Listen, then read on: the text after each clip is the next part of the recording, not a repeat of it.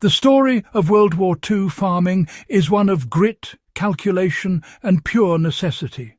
And if you're homesteading today, you're standing on the shoulders of people who had to make every seed count. Before we dive in, let's set the stage the way true historians do. During the war, farming wasn't a side project. It was national survival. Cities depended entirely on rural production. Governments tracked yields like battlefield reports. Seed shortages, fertilizer rationing, labour shortages and unpredictable weather forced farmers to innovate daily. Many of the techniques they mastered are quietly being forgotten today, even though modern homesteaders face the same core challenge: producing maximum food with minimum resources.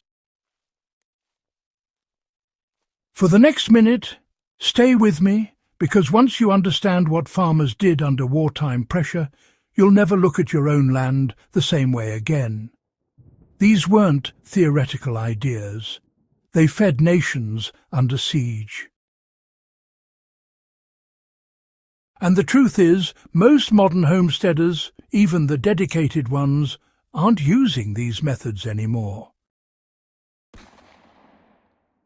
Now let's get into the real lessons, the ones history buffs and survivalists appreciate not because they're romantic, but because they work. The first lesson is that intensive crop rotation was treated as non-negotiable.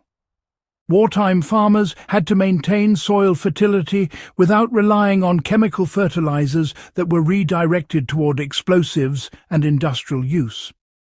They rotated legumes, cereals and root crops in tight strategic cycles, so every harvest fed the next one. You know, many homesteaders today still plant the same beds with the same crops out of convenience, but that's honestly a slow path to soil collapse. Applying the wartime method means mapping out a rotation schedule season by season. Beans and peas first to fix nitrogen, followed by heavy feeders like corn or cabbage, and then root crops to break up the soil. This is exactly what British farmers did when nitrate shipments dropped. It wasn't optional, it was survival. The second lesson is that seed saving was considered a national duty, not a hobby. Governments pushed farmers to preserve every viable seed variety because import routes were cut off by submarine warfare. Entire communities coordinated which crops each household would save to ensure diversity. If you're homesteading today and still buying the same commercial seed packets every spring, well, you're missing out on resilience. Applying this involves selecting your healthiest plants, letting a portion go to seed, and storing them in stable, cool containers for the following year. The wartime farmers did this meticulously because, losing a seed line could mean losing a harvest cycle. The third lesson is that composting was industrialized at the small farm level. The war forced farmers to master the science of decomposition, not just the casual backyard version. They layered manure, garden waste, and even shredded paper in calculated ratios to create predictable, nutrient-dense fertilizer. Many modern homesteaders compost, but rarely with the precision wartime necessity demanded. You can adopt this approach by tracking carbon-to-nitrogen ratios, maintaining compost temperature and turning piles at scheduled intervals. Wartime agricultural manuals treated compost piles like ammunition, stockpiles, essential, monitored and mission-critical. The fourth lesson is that micro-livestock were used deliberately to close nutrient loops. Rabbits, poultry, and even goats weren't side animals. They were integrated into the farm ecosystem. Rabbits supplied manure with a high nutrient value that required no composting. Chickens converted kitchen scraps into eggs while clearing pests. Goats provided milk on minimal feed. These days, homesteaders often treat small livestock as optional or maybe just decorative, but honestly, they were the backbone of wartime resilience. A simple household setup with rabbits and chickens can, replace fertilizer purchases entirely, all while providing protein throughout the year. The fifth lesson is that wartime farmers, they really mastered intercropping long before the term became trendy. They planted complementary species within the same bed, to make the most of space and, to reduce pest pressure. Beans would climb up corn stalks. Cabbage would flourish under the shade of taller crops. Carrots grew between rows of onions to confuse insects. If you want to use this today, start by pairing crops that support each other structurally or chemically.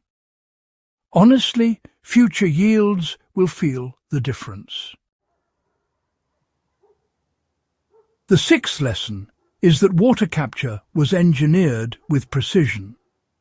Wartime farms used roof gutters, clay-lined pits and drainage ditches to trap every drop of rainwater because metal pipes and pumps were rationed. Today, many homesteaders still depend heavily on municipal water or inefficient hoses. Following the wartime model means redirecting every roof surface into barrels shaping soil to funnel water and, digging simple swales to slow runoff. These strategies allowed wartime farmers to endure drought years without losing entire fields. The seventh lesson is that farmers leaned heavily on perennial crops to stabilize food supply. As labor shortages grew, crops that returned annually, fruit trees, berries, asparagus, rhubarb, became strategic food sources. Modern homesteaders often focus too much on annual vegetables. Planting even a small orchard or perennial patch can, mirror the wartime mindset, reduce labour, increase output, and build long-term security. The eighth lesson is that wartime farmers used manual tools with expert efficiency. With fuel rationed, tractors often sat idle. Farmers sharpened hoes, maintained scythes, and developed exact rhythms that allowed them to work faster manually than many modern people do with machines. Applying this today means, mastering at least a few hand tools so you're not dependent on fuel or electricity.